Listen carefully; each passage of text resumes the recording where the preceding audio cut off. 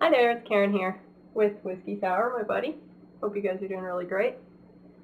I had a question today from someone on my Facebook. You may have read it on the comment section. And she asked me, if someone does a lot for you, do you owe them? So that's what I titled the blog today. And she said, if you want to return the favor, but what they want is just not something you want to do or you're willing to do, does that make you bad, ungrateful, unappreciative, etc.? Is that a personal boundary thing or a being selfish thing, the saying no, even though they have done a lot for you? Your thoughts? I told her that I don't have the answers, but I always have opinions. And of course, the saying about everyone with their opinions. And, every once in a while on here, I make sure that I tell you guys that, I'm no psychologist. I'm just kind of a girl who's been through a lot of messed up stuff and wrote a record based on it. And I'm glad you asked me, because I seem to have a lot of experience in this particular area. Whether my advice is correct or not, I don't know. But I'll just answer it best I can. I'm not Dear Abby or anything like that. But I will try to answer it just based on my opinion. I guess I look at doing things for others a little bit differently. If someone does a lot for me, just like this question asked, if someone does a lot for you, do you owe them? I'd like to return the gesture because it makes me feel really good to do it, just to return the gesture in some way. I don't, however, believe that it's owed to them. I don't think if we do something nice that you owe them anything. People should just do nice things for each other with good intention, just a good motivation and a good heart. I really believe that. I would have to question somebody who does something for me with the intent of having that favor returned. That isn't the spirit of true giving to me. I've often said I like to do things and then run the other way and not look for a reaction, far less the favor returned. I guess I would also have to question if someone would ever ask you to do something that you would be potentially unwilling to do. What does that say about them? And their inability to read you as a person. They must not know you very well if they're asking you to do something that's really outside the lines of where you color. What does that say about their reasons for doing so much for you to begin with? That's what I would question. Overall, I believe people should do good things with the correct motivation, for which I believe is supposed to be from a very pure heart. So I also don't think a return favor is indicative of being grateful or appreciative. If someone is in need, they're simply in need. That's it. That's just about as far as I take that. Of course, more opinions about it. I'm not sure I dig the word favor. When somebody says, do me a favor, it's like you're asking them to do something despite not wanting to. Sorry to bother you kind of falls into that same category. The favor bank is something that people in business accumulate, and I see it a lot in business. It's just there's this favor bank that you keep packing up until one day you want to cash it in. But I'm not sure that something in someone's business Rolodex, I'm not sure that should apply to just helping people in their time of need. That whole mentality that I mean.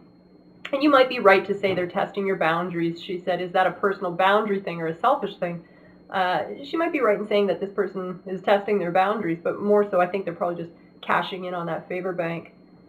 I would say it has nothing to do with being selfish. If you just say no to somebody, because if they did you a favor and then you want to return the favor, and then the favor they asked you for the return is something unreasonable, something you're unwilling to do, I don't think that's I don't think that's selfish for you to say no to that. It's I still don't think that they should do things for you based on potential good gesture coming back to them anyway. I think it's wrong. It's ill intent.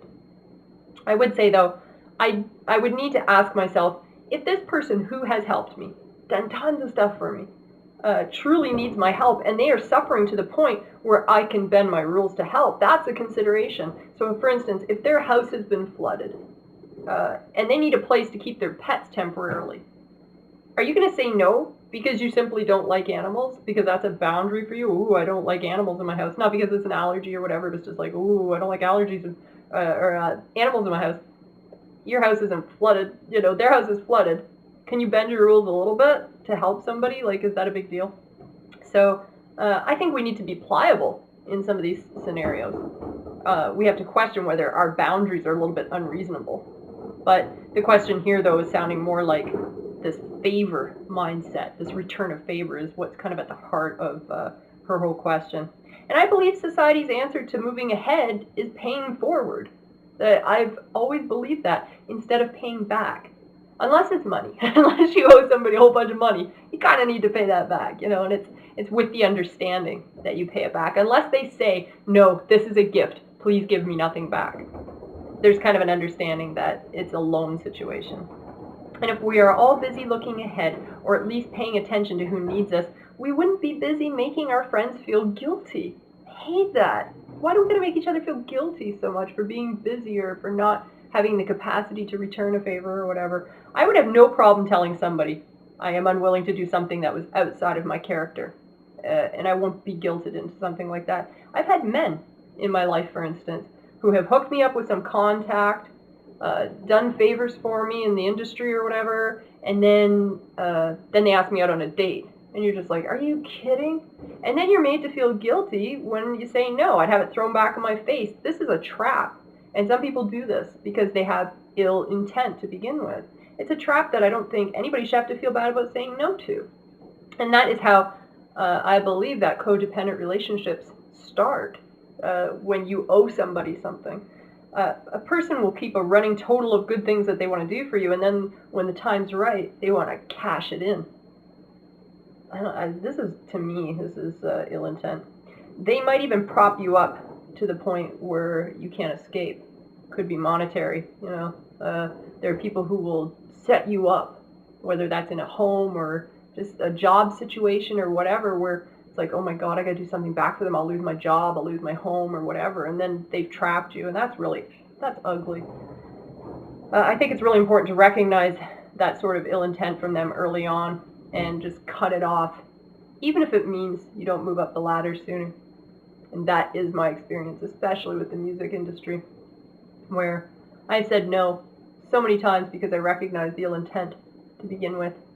And it stopped me from moving forward in many cases, but I feel pretty good about my character and what I say yes to and what I say no to, and recognizing that it could be potentially a codependent situation.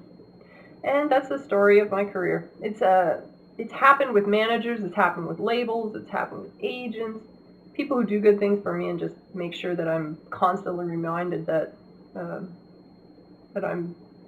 I need to do good things for them. I think the only time a person should use it as ammunition, which doesn't sound very nice, is when they're attacked for no reason.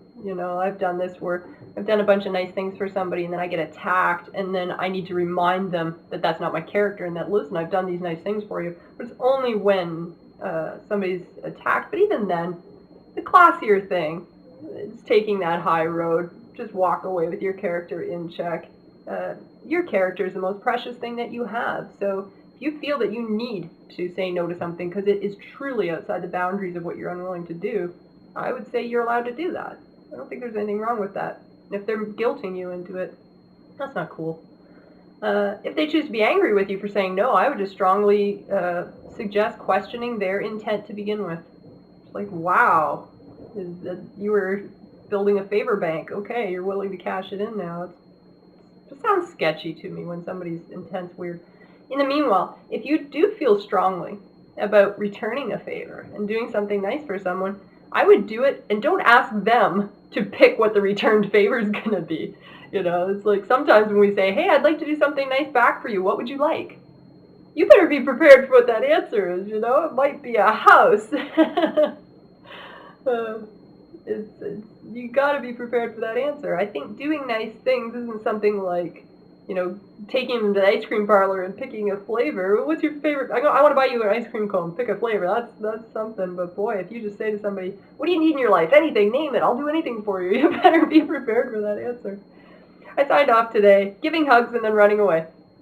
I still maintain that's a great method. I also have an Anne Morrow Lindbergh quote where she says, one can never pay in gratitude. One can only pay in kind somewhere else in life. the whole pay it forward mentality.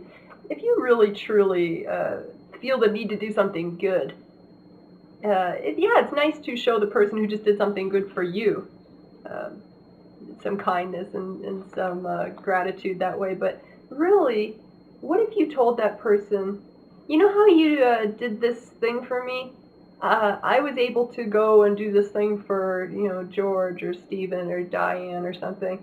And that really felt good paying it forward like that. And let them know that they were instrumental in you wanting to pay that forward. And I bet you anything, if they're a good person, they'll think that's pretty cool. Uh, and it just kind of inspires that pay it forward mentality, which I think we've gotten away from a little bit. It was really it was kind of trendy there for a while to pay it forward with the movie and stuff. But I think it's something that we need to be reminded about. So, should you feel guilty? No. Should you feel bad? No.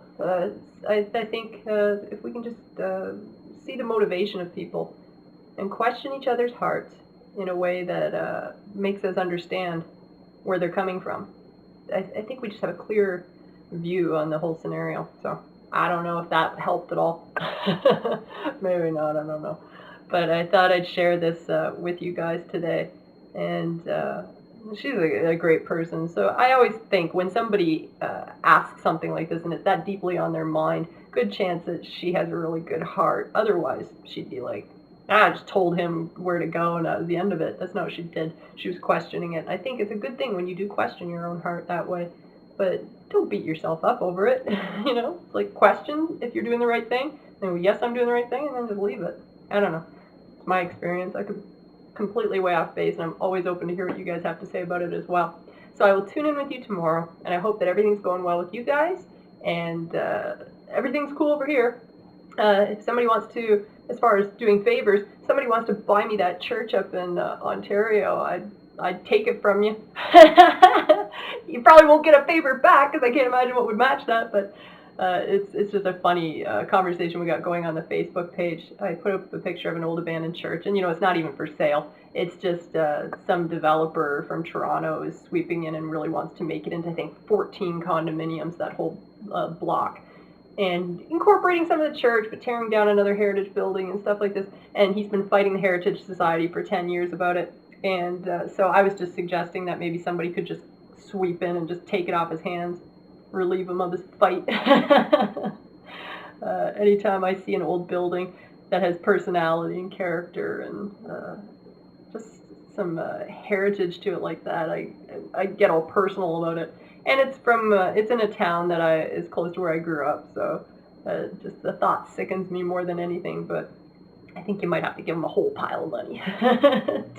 He's probably not going to let up now. He's probably invested way too much. But he'll probably just sit on it, and unfortunately the church will just continue to rot and not get the attention that it deserves, unfortunately. But it's so cool.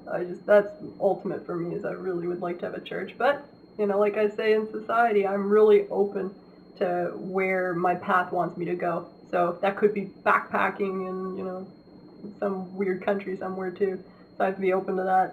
So that's what that big joke was about. Anywho, I will talk with you guys tomorrow, okay? Until next time, from Whiskey Sour and me, rock on.